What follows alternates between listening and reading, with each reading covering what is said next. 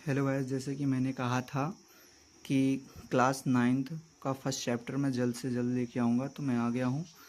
पहला चैप्टर है संख्या पद्धति।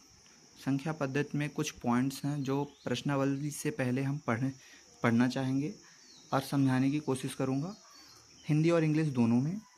तो आप लोग मेरे साथ जुड़े रहिए।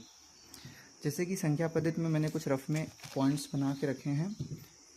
संख्या पद्धति यानी कि नंबर सिस्टम या numeral system.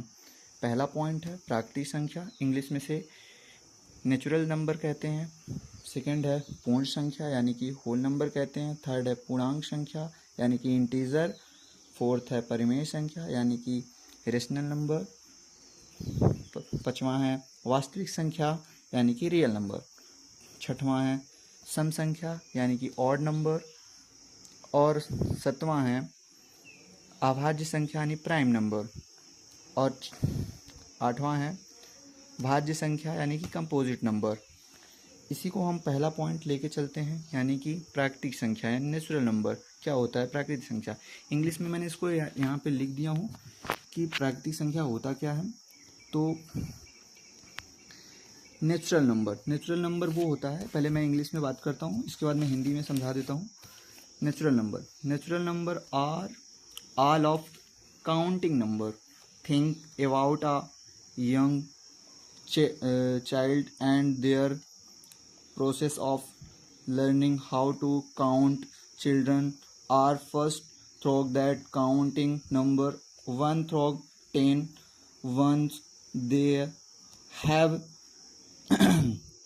mastered on through 10, they are 10 thoughts. Number 11 thought 20 and so on. How when they are not thought 0 correct, that is because 0 is not a natural number or counting number. Natural number are the number that are used to correct. Example में of natural number included, जैसे कि समझेंगे कि 1 2 3 4 everything 1 से लेके infinity तक जो count हम कर सकते हैं, जो हम पढ़ सकते हैं, इसी को हिंदी में समझते हैं कि नेचुरल नंबर क्या होता है, यानी प्राकृतिक संख्या क्या होती है। प्राकृतिक संख्या वो होती है जिसे हम 1 से काउंट कर सकते हैं। क्या हम 0 को काउंट कर सकते हैं? नहीं ना। उसी प्रकार हमसे 1 से काउंट कर सकते हैं, 1 2 3 4 5।